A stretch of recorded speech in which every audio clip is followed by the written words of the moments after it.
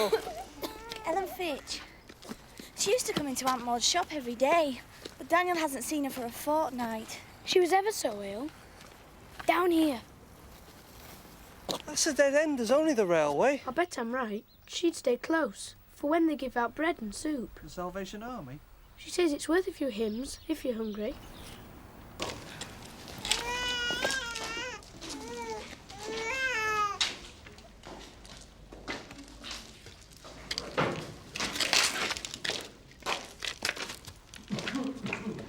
This is horrible. Can't all be homeless, surely. Where else can you go when you're destitute? Only the workhouse, I suppose. I've tried asking there. It's just as horrible. Prison. Look! Is this the girl you're worried about? Well, she's all right. Here! I mean, at least she's alive. You call this living? Come away. Let her sleep.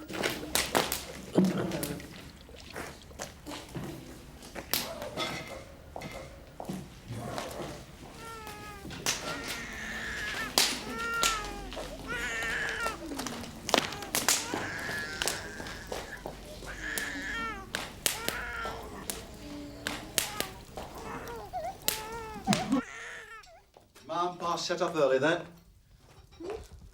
Oh, yes, first train out of Bradley this morning. Switzerland, eh? I would have thought a son of mine could afford to go on a continental holiday. You know perfectly well it's a business trip. Oh, aye. And Mr. Hexton's paying. It won't take a month to look round a factory. Papa has to cost the whole business. What, putting condensed milk into eating chocolate? Sit on the lid and make it shut. You'd think she were packing up to stay at your house forever. Honestly, there's no need. Oh, you see, you're too young to be left with only Peggy Brady to look after you. And who'll take care of you? Oh, I don't need looking after. Yeah. What's this about your ma? Visiting a sanatorium. She's not ill, is she? No. She's having the girls at Hexton's medically examined. Oh. Some have a wasting disease. Tuberculosis? Yeah, consumption we used to call it. There's no cure that I know of. Careful! Mind the paintwork on the balustrade. I just think a whole month without your Aunt Maud nagging at me. Some old folk don't have family to boss them about. Oh, well, they're the lucky ones. No, they're not, Grandpapa. What happens when they're too frail to work? I saw some this morning, sleeping under the railway. Ill, cold, dirty, starving. Now listen, Louis. Preferring that to the workhouse. I knew there was something upsetting you. Now, you're to come up to our Timothy's after work, Dad. Every evening. I might be busy. No excuses. I've made plans. I'll get at least one good meal a day into you, so think on. Are you ready, Louisa? Hey, not so fast. Now listen, there are some parts of town you are not to go in by yourself. Understand, young lady? I was safe enough. Matthew Hexton was with us. Was he indeed? Good afternoon. Whoa, Max. Will you and your luggage do me the honour of driving the rest of the way, Miss Harrop? That's very civil of you, Mr. Hexton. Give me the bag, Daniel. So, you're taking charge while Timothy and Rachel are away. I have my uses. And your father can put up the visitor. What visitor? The candidate. What candidate? Oh, dear. Sit yourself down, make yourself at home. You'll be staying in my daughter Maud's room. I got her out of the way just in time. I hope I'm not causing any inconvenience. Oh, I'd inconvenience the whole town if it means getting re-elected to Parliament. Not much chance, but we'll make a fight of it. You know, it's the first time Bradley's had a three-way fight at a general election. Same goes for most places.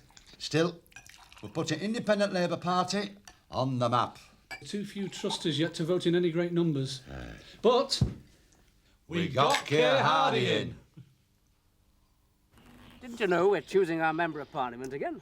What's that to do with me? I'll never get a chance to vote, will I? You may, if you live long enough. What's he like? This Frank Polson will be sleeping in my bed. 50-ish. A trades unionist. Helped the gas workers, I believe, get their 12-hour day reduced to 8. Walk on, Max. I'm trying to persuade my father to buy a horseless carriage. I've never seen a motorised carriage. Will you take my arm, Louisa? To walk through Hextonville? You'll set Tom's wagging. Oh, do you mind? I'll risk it. I've been talking to my father about the poverty we saw this morning. He thinks we should make a more scientific investigation. How can we be scientific about human misery? Calm down. Science is about finding proof. Once a fact is proven, it's harder to ignore. I like proving things. Daniel, don't you want to play with your friends? Sunday. Are you two courting? Yes. No. Mind your own business. I'm quite easily got rid of, you know. Obliging chap, your brother. Well, are we courting? All right.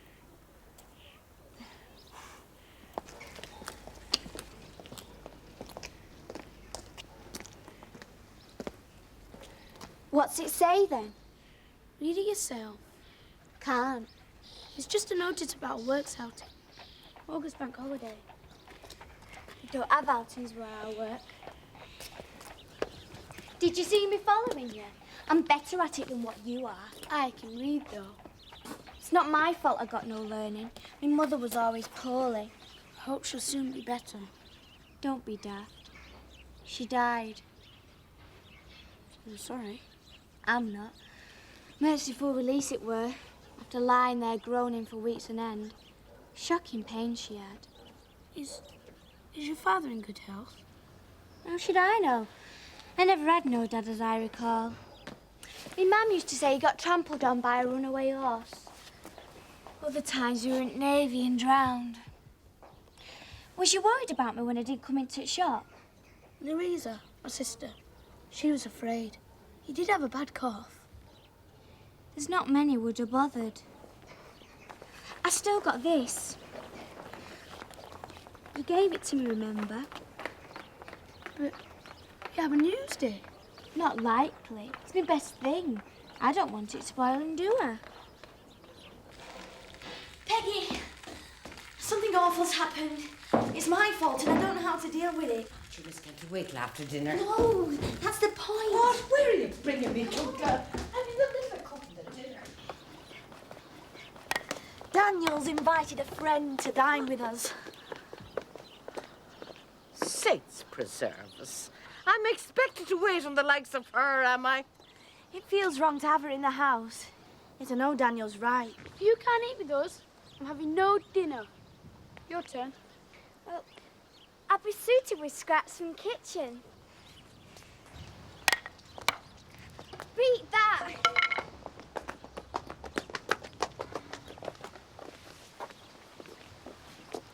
Could you not clean her up a bit and put her in an old blouse and skirt of yours? I'd better ask Aunt Maud. Ah, you better.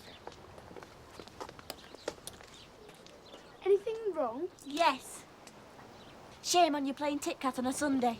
Sorry, forgot. Why is it the minute your ma and pa go away, this household gets unruly? But there's no doubt the good book makes it our duty to take in strangers.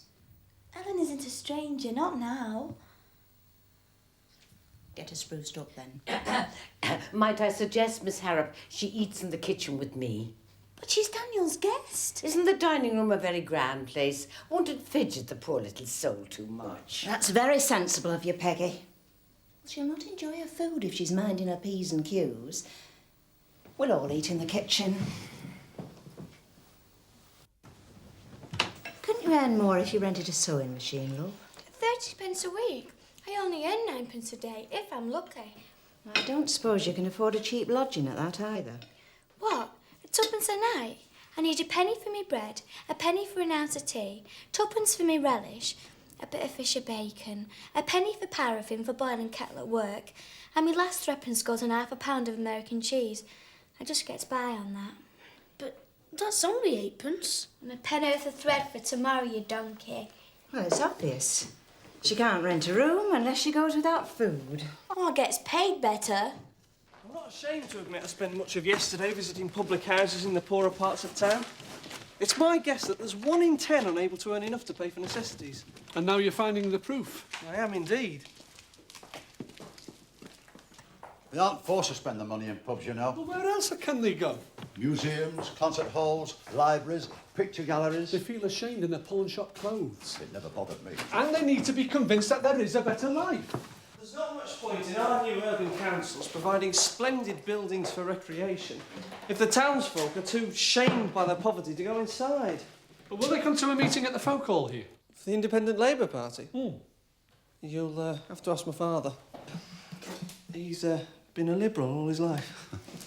The Liberals are that split over Ireland. I don't know which side they're on.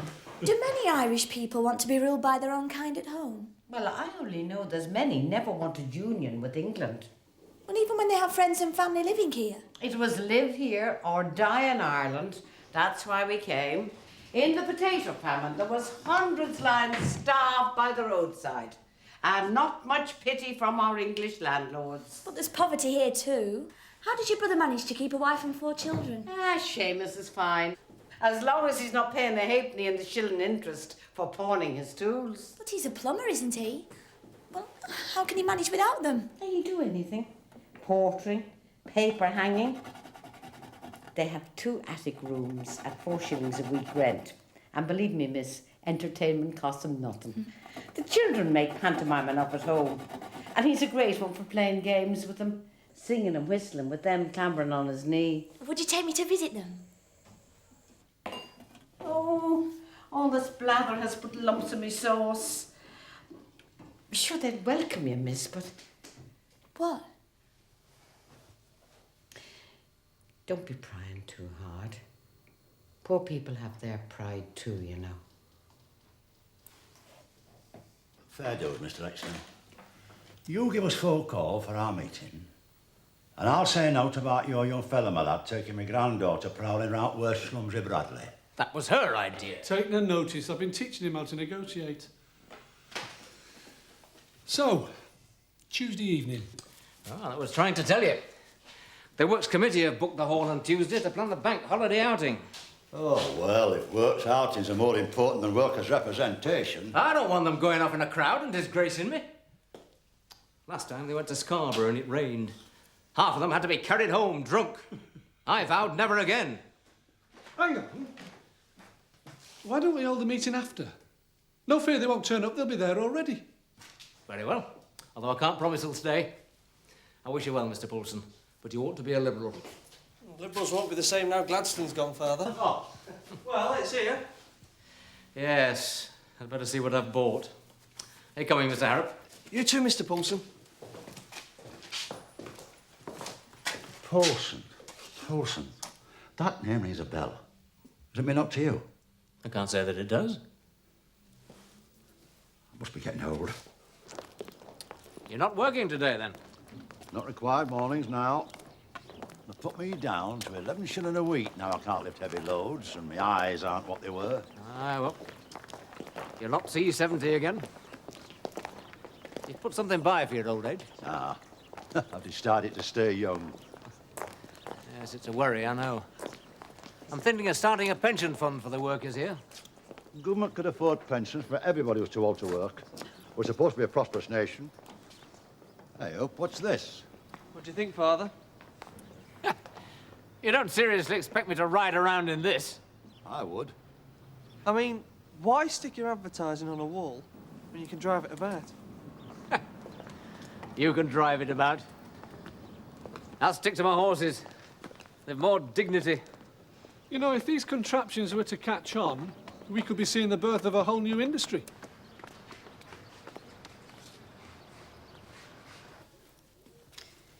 Where did you sleep last night? Same place as always. Who hit you last? Only Tully. He's always pestering. I hit him back harder. Alan, wait. What if I were to say there's a little box room in a clean house? My father's. How much? No rent.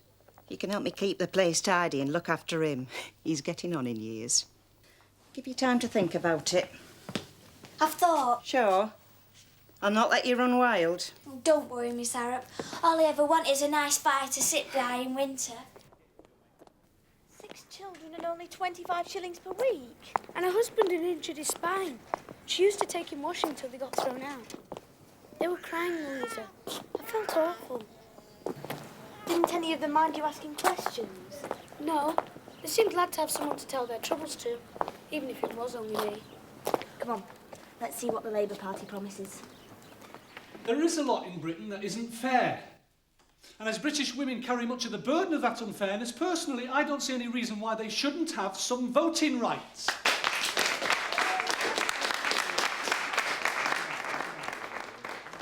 Well, at least he allows women should have a voice in politics.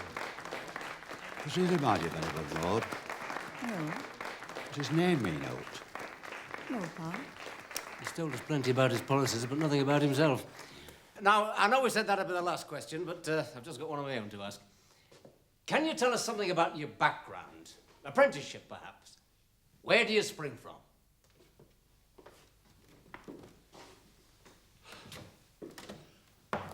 I'm told I was born round here, but my parents, God rest them, had a measure of bad luck and had to move on. My father was injured at his work, but he put his faith in the trade union movement and he took on the job of branch secretary to the cutlery workers. My mother was a weaver, but she could turn her hand to anything, tailoring, laundering, we managed. What they wanted for me and my brother, who was born in the workhouse, was education. So that future generations could speak to governments in the same language. So that we'd understand Britain's problems and never miss a trick.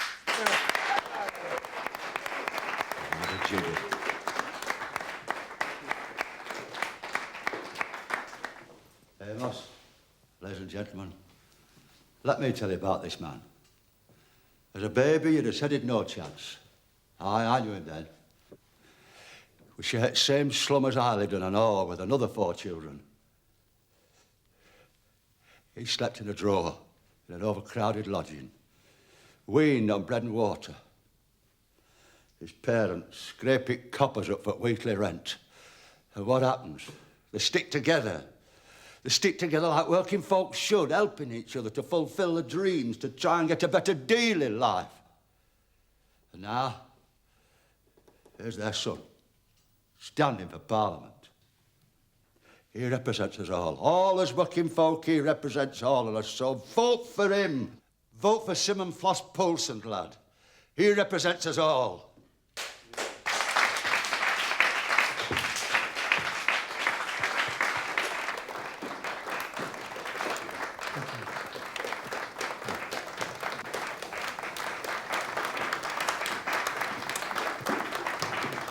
Are you all right?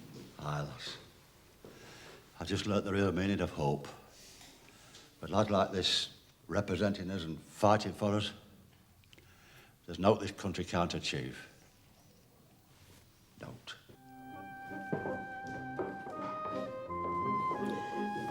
Thank you, Maud. Gideon, we've got a lot of catching up to do. Yeah. Come.